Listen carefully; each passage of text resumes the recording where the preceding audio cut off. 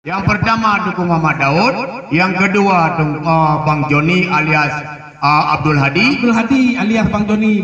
Abdul Joni alias Bang Hadi. Salah macam Abdul Hadi dalam kurung Bang Joni di Muita. Abdul Hadi Bang Joni kau kurung. Tiba, lepas kau menang tulis. Lepas kena cik kan.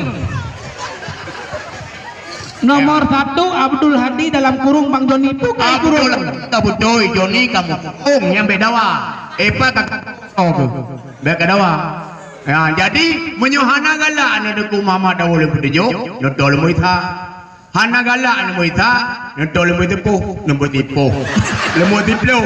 Apa ka oi? Hana gala apa ka oi? Notol kapalahu. Kabeh pun kahedat DPRK Muhammad Rizal SE Sarjana Ekonomi. Menolak nak pegang. Nyoh ini jika cara mandu muda rata-rata nak kuliah. Ilo yang tinggal lorongnya kena nomor 4. Dia yang lewur Mbak Muhammad Daud. Pokar. Nah, SKM MSI. Nyen pun nanurun ci. Bukan hilang kan. Kon tidak lagi sarjana ekonomi SE nya kon nanurun ci. Bentuk ban SE Sulaiman. Nya kadang lagi titel lo. Ilong lah titel si. Apalahu titel si. PKKP nya pikir kon nanurun ci si.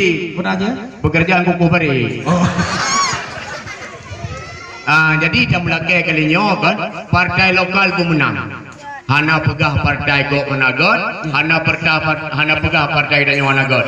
Ya lebih ke kata dia kan. Menang itanya pegah got ke draw tu BBE dah pegah. UBE dah pegah. Kurang lain ke pegah got draw ke BBE pegah. UBE dah pegah.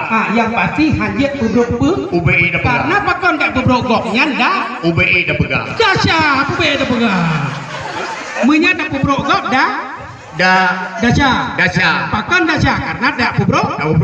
Pakon hanya tak pubrok gok karena dah. Nah dasya. Mak ngaji supaya bek dasya bek tak pubrok. Bek pubrok gok supaya bek dah. Dasya. Tak katanya. Dasya aja. Ya benar. Boleh dia Joni. Nyok dia yang baca. Bermetu, haba metu kan? Haba metu yang menang di kahana itu. Habis.